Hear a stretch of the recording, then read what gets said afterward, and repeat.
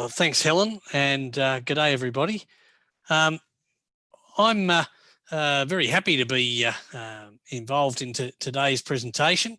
I guess I have an unusual role in the overall overall SAEF because I'm a lawyer by training, and so my expertise is in international law and particularly the law of the sea. And I've done a lot of work in relation to the Antarctic. So today's presentation is all about some of the matters to do with Antarctic governance.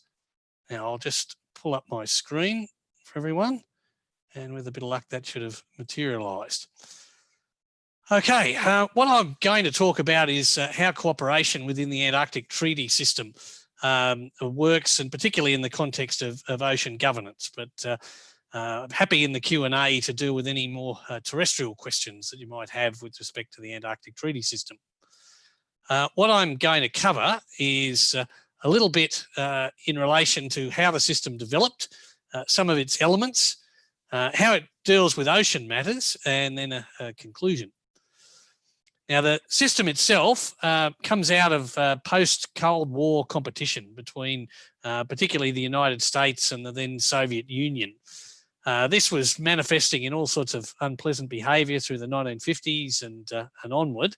And one notable exception to all of this was the International Polar Year that was scheduled on the anniversary of an earlier scientific effort back in the 19th century. Now, it was used as a template for future cooperation because the year was 18 months long and was typified with tremendous cooperation, paramountcy of science in the research on the continent, and putting to one side various sovereignty claims.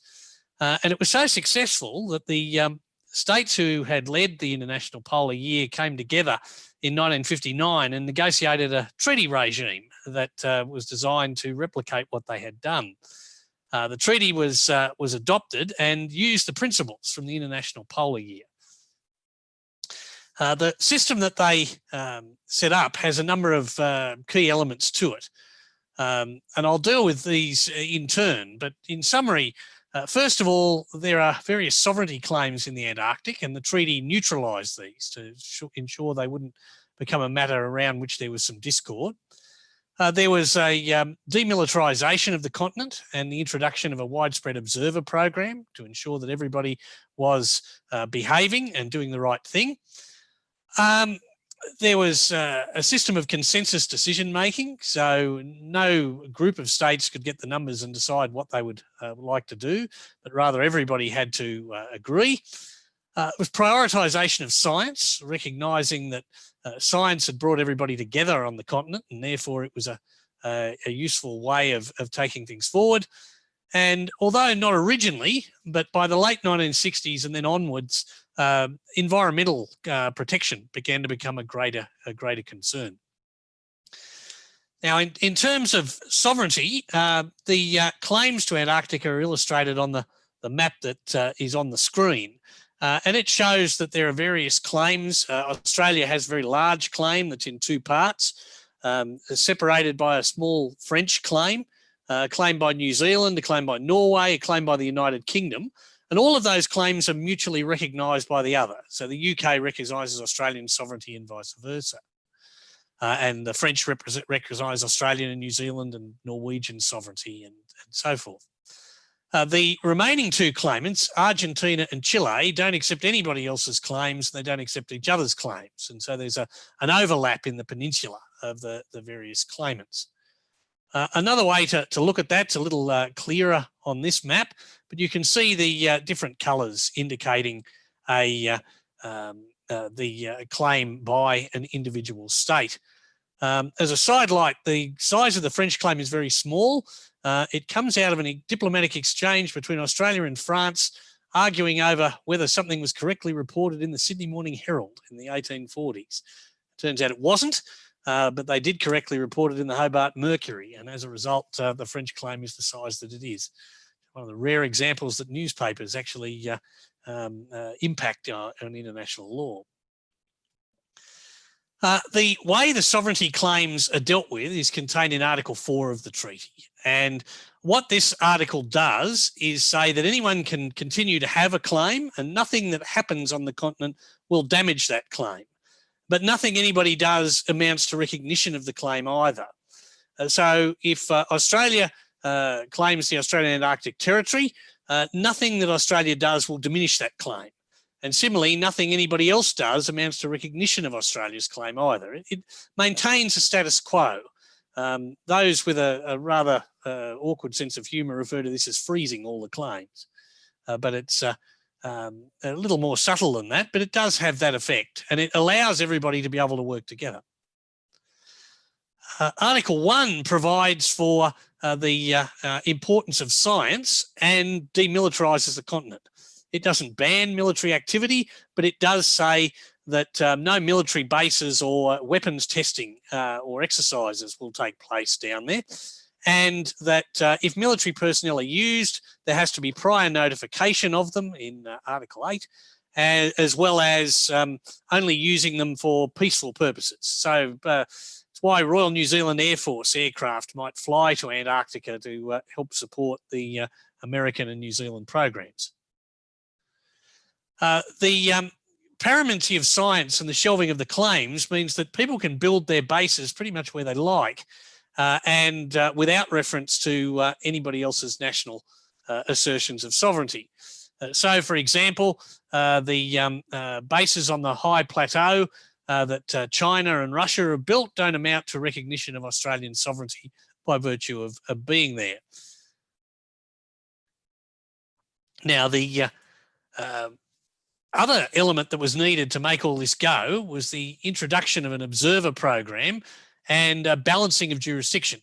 And for those of you who have done field work in the Antarctic, you're probably familiar with this. The idea that any Antarctic base can be inspected by any of the other Antarctic Treaty parties with very little or no notice to basically say, look, we'd like to come and have a look. And they have the run of the whole place to be able to look into any buildings, see what's going on and so forth. From a legal standpoint, the other thing that's done is to make sure that everybody has jurisdiction over their own expeditioners and doesn't assert jurisdiction over anybody else's expeditioners. So, for example, normally if you're in Australian territory, you're subject to Australian law unless you're a diplomat. In the context of the Antarctic Treaty, Australian expeditioners are subject to Australian law, but Chinese expeditioners at a Chinese base inside the Australian Antarctic Territory would not typically be subject to Australian law, even though there's nothing in the actual legislation that says this beyond the treaty itself. The treaty didn't envisage there would be tourists going to the Antarctic, and by and large, the same sorts of arrangements have applied to tourism. But there's been a fair dose of good luck and finger crossing in the hope that no serious criminal activity will take place. And to date, that's been avoided because there are small numbers of people going to the Antarctic and they tend to be reasonably well behaved. The treaty also has had added to it in 1991 an environmental protocol. This was negotiated in the wake of the collapse of a minerals regime for the Antarctic. Provides for a system of environmental impact assessment for activities that might have a substantial effect on the Antarctic environment over a period of years. And it introduces what amounts to effectively a precautionary approach to decision making, although the protocol itself predates the use of the term in international law. There are lots of states that are parties to the Antarctic Treaty. The inner core of the original 12 have been supplemented by more than double that number since that time of states who are active in the Antarctic as Antarctic Treaty consultative parties, they're called. These states have full voting rights and decision making is by consensus. And so any one of these states effectively has a veto over any decisions that are made. There are other states who are not so active in the Antarctic who have become parties to the Antarctic Treaty.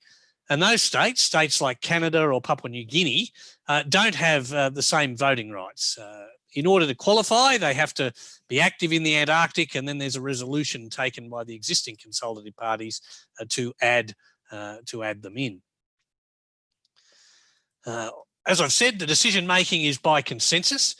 This has been criticised in some fora because it can mean that it's a lowest common denominator, or things that a large number of states want to happen don't, because there might be one or two that simply say, no, that's not how it is. But that's the way the decisions have been taken. And it's not going to change in the foreseeable future.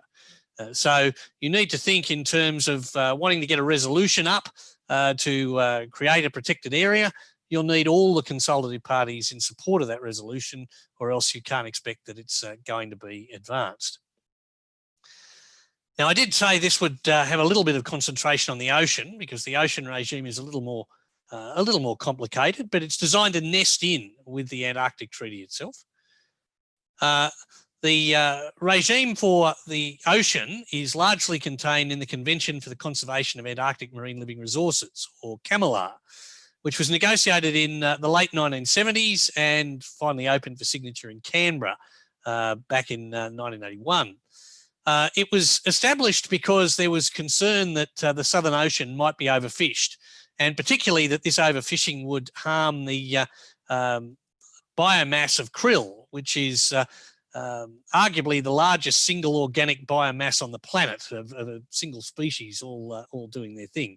Although I'm conscious I'm talking to a large group of scientists, so I'm sure somebody will say I've got that terribly wrong.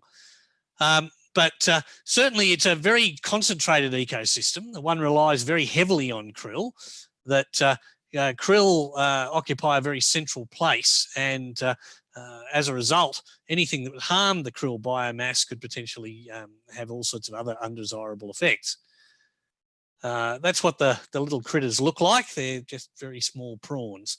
And it's turned out, actually, in hindsight, that the overfishing of this hasn't really taken place. It's quite difficult to process, and goes off if you look the wrong way at it. And so accordingly, not a lot of states have sought to commercially harvest krill, the possible exception of the Russians. CCAMLR reflects the same sovereignty compromise that exists within the Antarctic Treaty itself. It also extends beyond the Antarctic Treaty area. The Antarctic Treaty is limited to everything south of 60 degrees south, but CCAMLR extends further north because it was designed to reflect the location of the Antarctic convergence in the ocean, which represented the natural boundary between the cold southern waters of the Southern Ocean and the warmer waters of the rest of the planet. And apart from things like whales, most of the creatures that live south of the convergence stay there. So it was important to get the convergence reflected in CCAMLR itself. But that meant that parts of the CCAMLR area look like this. So they extend well to the north of 60, and as a result, there are areas of sovereignty that exist outside of 60 there that are uncontested. So for Australian sovereignty over Heard Island, for example, Heard Island is in the CCAMLR area, but it's not subject to the same sovereignty compromises.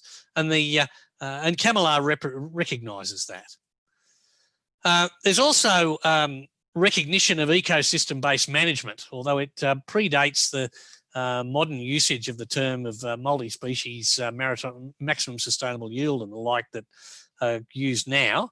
Again, decision-making is based very heavily on consensus. Now, as it's turned out, CCAMLR is, although it's limited by its consensus decision-making, has been able to do quite well in doing a number of things. It's been very good at adopting quite extensive conservation measures and very good at quota management of the fish stocks that it's had under its control. It was one of the early adopters of vessel monitoring systems, and it was one of the first regional fisheries management organisations to make use of a catch certification scheme to ensure that the fish that you were eating came from the right place, was caught lawfully, and hasn't been the subject of any illegal activity. The principal fish that's caught down there is this thing. It's a Patagonian toothfish, or Disosticus eleganoides. They can grow to be quite large size and are typically marketed in Australia as something called Chilean sea bass. Now, to finally conclude, the Antarctic Treaty regime is highly cooperative with its decision-making based around consensus and emphasis on science. It's tended to mean that people representing delegations are often people who have a strong scientific background, and they form something of an epistemic community. They see Antarctica as a place where science should be paramount, and they want to promote that. Notably, there's no UN participation in any of this. The Antarctic Treaty parties have worked hard to keep the UN out of the Antarctic, and the UN has tried to butt its way in on occasions, but to no avail. All 5 permanent members of the Security Council are Antarctic Treaty consultative parties. They don't want the UN there. And the system of observers and transparency has developed a high degree of trust, which is what's needed to make the consensus decision-making to function. So it's a good regime, a robust regime, and when questions are open, happy to answer any questions in relation to it. Thank you all very, very much.